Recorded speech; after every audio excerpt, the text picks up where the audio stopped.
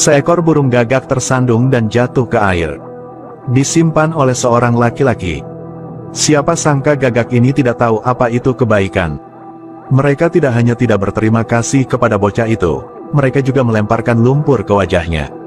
Lalu sikat pantatmu dan terbang menjauh. Setelah burung gagak pergi, anak laki-laki itu berdiri dan menyentuh wajahnya. Ekspresi anak laki-laki saat ini hanya bisa digambarkan dengan satu kata, aneh, hanya bisa melihat wajahnya seperti orang normal. Membuatmu takut dan berteriak minta tolong. Pada saat ini monster melompat dari sumur, jatuh ke tanah dan menjadi genangan lumpur. Tunggu hingga merangkak naik. Dua mata terungkap lagi. Anak itu sekarang buta. Seperti orang buta yang berjalan tanpa tujuan. Monster itu mengikuti anak laki-laki itu.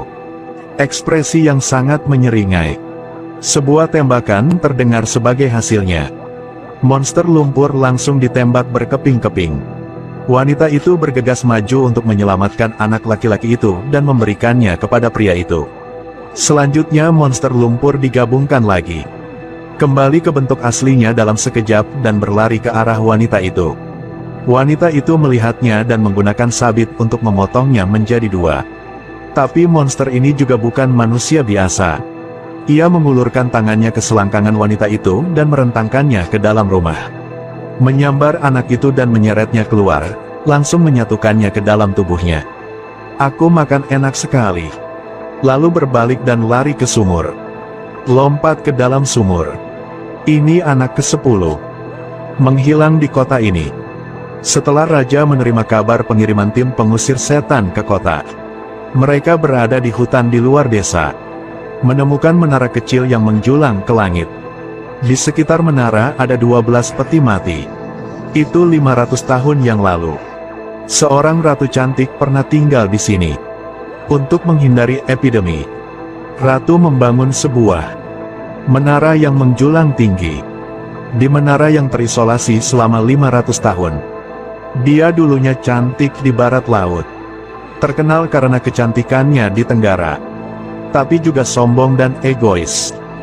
Dalam dunianya, hanya dirinya sendiri. Apakah di hari menikah dengan raja, masih bercermin dan berpuas diri? Hasilnya hari ini, epidemi tiba-tiba mulai menyebar tanpa pandang bulu. Raja adalah orang tertular pertama yang meninggal karena tertular. Sang ratu buru-buru memerintahkan menara itu dibangun.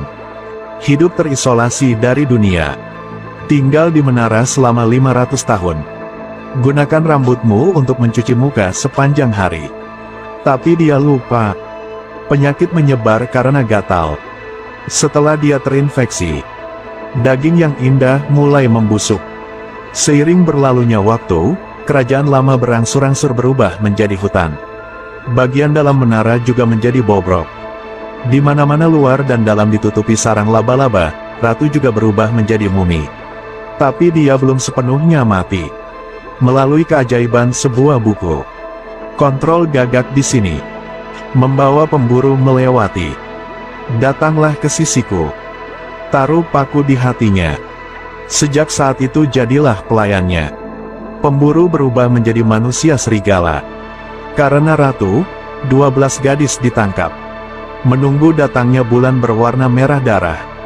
Meminum darah gadis. Apakah mungkin untuk mendapatkan kembali masa muda selamanya? Suatu hari, seorang gadis kecil berjubah merah muncul di hutan. Senang memetik jamur. Tiba-tiba terdengar suara serigala melolong. Mengancam gadis kecil itu akan melempar keranjang bambu ke tanah. Cepat berlari menuju desa.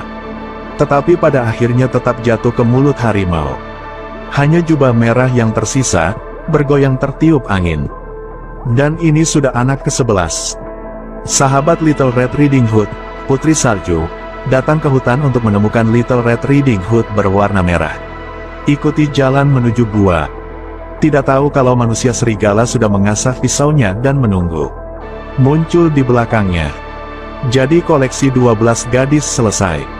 Tunggu hingga malam bulan darah untuk bisa memanggil sihir. Manusia mencium katak. Rasa itu bisa digambarkan dalam dua kata luar biasa. Tiba-tiba seorang gadis muncul dari sumur di belakangnya. Pria itu sedikit malu. Benar saat ini, seekor serigala tiba-tiba muncul. Berbalik beberapa kali dan berubah menjadi manusia. Kemudian manusia serigala memeluk gadis itu dan memasukkannya ke dalam peti mati, menggunakan jarum untuk menusuk jari gadis itu. Darahnya diambil burung gagak, masukkan ke dalam mulut penyihir. Ini membuat pria di sana ketakutan, mengambil tali di tanah dan melompat langsung dari pintu ke bawah. Baru saja jatuh tepat di atas manusia serigala, menyebabkan dia pingsan. Penyihir itu berteriak keras. Kemudian keduanya kembali. Katakan ini pada raja. Raja sendiri yang memimpin pasukan, dan secara khusus membawa artileri Italia, tetapi itu adalah barang Tiongkok. Ditembak dari tepi hutan menuju menara, hutan langsung terbakar. Saat ini raja sedang menyaksikan hutan terbakar. Memegang anggur di satu tangan dan daging panggang di tangan lainnya. Penyihir telah terbangun. Hirup nafas yang belum pernah dihirup selama 1000 tahun. Ada angin kencang di hutan. Api yang ganas segera padam. Bahkan dengan tim tentara juga tersebar di mana-mana. Raja langsung terlempar ke belakang. Sebentar lagi bulan darah telah tiba. Jacob pergi ke menara lagi. Ingin menghentikan penyihir.